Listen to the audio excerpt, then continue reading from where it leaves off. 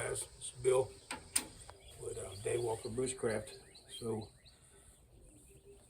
I've been working on some fire starters, and I'm sure you've all seen the same thing, but it's a BOBA straw, Vaseline and cotton balls. But I have a particular way that I do it that makes it easier to light, and it seems to burn a little bit longer. But they're really saturated really well, and they're sealed at both ends, so you can throw these in your pack, your bag, whatever. They're not going to leak. They'll last for years. And the way that I do it is, get my knife out here, is you cut a slit in it straight across,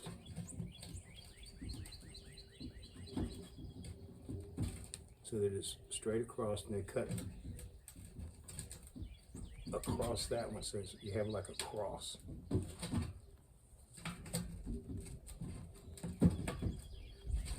And when you do that, when you open it up, it comes out like quite a bit. They just pick it out a little bit. And we'll do a timer on it too, so we can see how long it burns. I get this shit all over me. This is a rock tool. I don't know if any of you are familiar with this. Pretty nice little tool. It's got a screwdriver, awl, knife, scissors. 20 bucks, man. Pretty good deal. And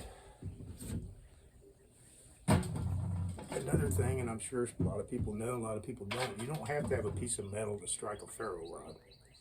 Use a piece of flint.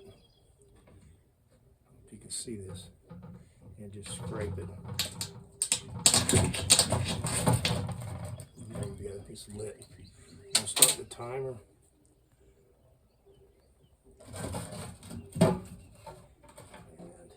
And that's all over the bottom of that pot is what it is.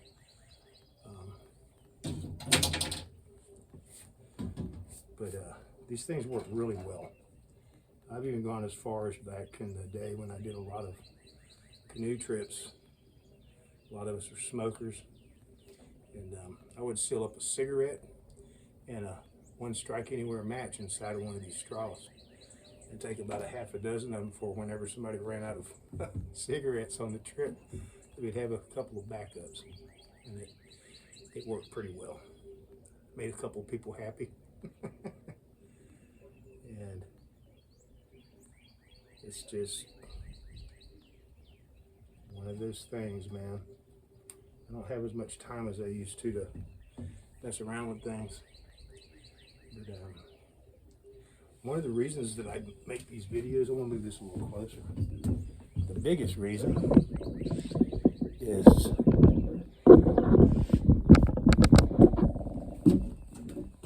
I do this mostly for fun, and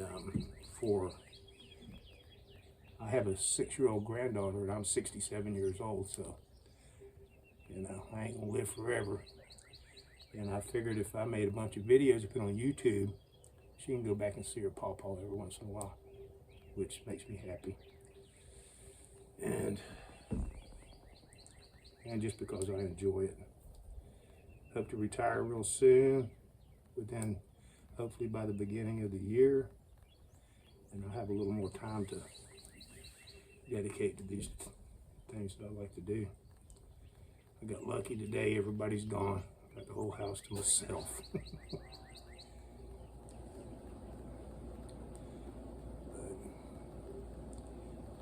The Vaseline and cotton ball thing, it works really good, man. I mean, depending on how much Vaseline you put in there, it's quite windy, as you can see. You're going to get enough burn time out of this to get just about anything you want going, wet or dry. And of course, you always have the fat wood. I have some fat wood on my fire still, just in case. And I tend to put these orange little lanyards, or whatever you want to call them, on just about everything that's natural colored like this, because You'd be amazed if you lay this down somewhere and you're not paying attention, you will lose this. I've lost flint strikers, I've lost ferro rods. I have laid a bow down that was camouflaged and couldn't find it for hours. So you gotta be careful, mark it somehow, and you'll be better off for it, believe me. And I was watching Tom B do this the other day. Tom B got a great channel, and he produces stuff just about every day. He's a phenomenal fire maker in just about every form. Friction, flint and steel, you name it, he can do it. He's a good guy. So if y'all got to get a chance, check out his site. Just look up Tom B. He's got a bunch of videos on there. He's very good at friction fire.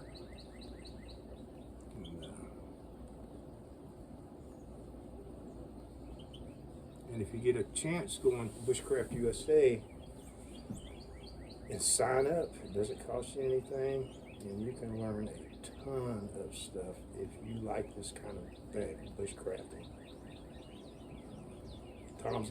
He makes rope. He's got a little rope maker that he makes. You sit there and spin that thing around, man. He's pretty good at it. I just got to find the time to make me one. So it's at 420 right now. It's still burning. And it's something I wanted to share with y'all. But don't think you can't strike that ferro rod without a knife, because you can. Anything harder than that ferro rod, it'll light it. It doesn't have to be metal. And this thing's just about gone out.